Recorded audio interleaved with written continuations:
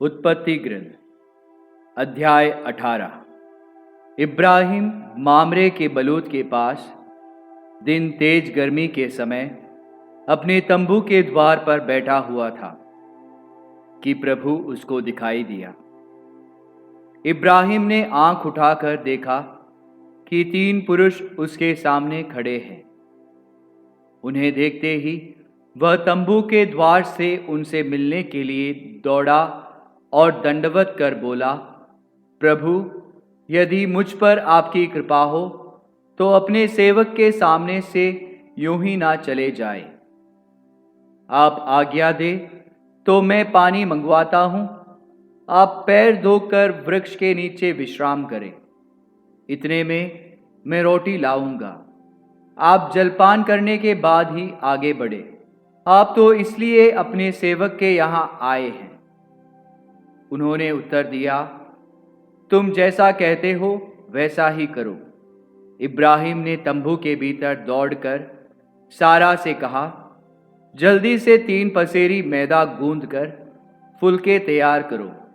तब इब्राहिम ने डोरों के पास दौड़कर एक अच्छा मोटा बछड़ा लिया और नौकर को दिया, जो उसे जल्दी से पकाने गया। बाद में इब्राहिम ने दही, दूध और पकाया हुआ बछड़ा लेकर उनके सामने रख दिया, और जब तक वे खाते रहे वह वृक्ष के नीचे खड़ा रहा। उन्होंने इब्राहिम से पूछा, तुम्हारी पत्नी सारा कहाँ है? उसने उत्तर दिया, वह तंबू के अंदर है। इस पर अतिथि ने कहा, मैं 1 वर्ष के बाद फिर तुम्हारे पास आऊंगा। उस समय तक तुम्हारी पत्नी को एक पुत्र होगा। इब्राहिम और सारा दोनों बूढ़े हो चले थे। उनकी आयु बहुत अधिक हो गई थी और सारा का मासिक धर्म बंद हो गया था। इसलिए सारा हंसने लगी और उसने अपने मन में कहा, क्या मैं अब भी पति के साथ रमण करूं? मैं तो मुरझा गई हूं और मेरा पति भी बूढ़ा हो गया है। किंतु प्रभु ने इब्राहिम से कहा, सारा यह सोचकर क्यों हंसी कि क्या सचमुच बुढ़ापे में भी मैं माता बन सकती हूँ? क्या प्रभु के लिए कोई बात कठिन है?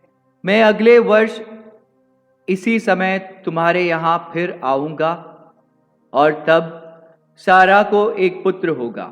सारा ने कहा, मैं नहीं हंसी, क्योंकि वह डर गई। किंतु उसने उत्तर दिया, तुम निश्चय ही हंसी थी।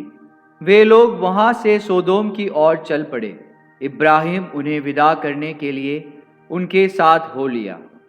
प्रभु ने अपने मन में यह कहा, मैं जो करने जा रहा हूं, क्या उसे इब्राहिम से छिपाए रखूं? उससे एक महान तथा शक्तिशाली राष्ट्र उत्पन्न होगा और उसके द्वारा पृथ्वी पर की सब राष्ट्रों को आशीर्वाद प्राप्त होगा। मैंने उसे चुन लिया, जिससे वह अपने पुत्र और अपने वंश को यह शिक्षा दे कि वे न्याय और धर्म का पालन करते हुए प्रभु के मार्ग पर चलते रहे। इस प्रकार मैं उससे जो प्रतिज्ञा कर चुका उसे पूरा करूंगा। इसलिए प्रभु ने कहा, सोदोम और गोमोरा के विरुद्ध बहुत ऊंची आवाज उठ रही है और उनका पाप बहुत भारी हो गया है। मैं उतरकर देखना और जानना चाहता हूं कि मेरे पास जैसी आवाज पहुंची है उन्होंने वैसा किया अथवा नहीं। वे 2 पुरुष वहां से विदा होकर सोदोम की ओर चले गए। प्रभु इब्राहिम के साथ रह गया और इब्राहिम ने उसके निकट आकर कहा, क्या तू सचमुच पापियों के साथ साथ धर्मियों को भी नष्ट करेगा? नगर में शायद 50 धर्मी हैं। क्या तू उन्हें सचमुच नष्ट करेगा? क्या तू उन 50 धर्मियों के कारण जो नगर में बसते हैं उसे नहीं बचाएगा? क्या तू पापी के साथ साथ धर्मी को मार सकता है? क्या तू धर्मी और पापी दोनों के साथ एक सा व्यवहार कर सकता है? तू यह कैसे कर सकता है? क्या समस्त पृथ्वी का न्यायकर्ता अन्याय कर सकता है? प्रभु ने उत्तर दिया, यदि मुझे नगर में 50 धर्मी भी मिले तो मैं उनके लिए पूरा नगर बचाए रखूंगा। इस पर इब्राहिम ने कहा, मैं तो मिट्टी और राख हूं, फिर भी क्या मैं अपने प्रभु से कुछ कह सकता हूं? हो सकता है कि 50 में 5 कम हो। क्या तू 5 की कमी के कारण नगर नष्ट करेगा? उसने उत्तर दिया, यदि मुझे नगर में 45 धर्मी भी मिले तो मैं उसे नष्ट नहीं करूंगा। इब्राहिम ने फिर से उससे कहा, हो सकता है कि वहां केवल 40 मिले।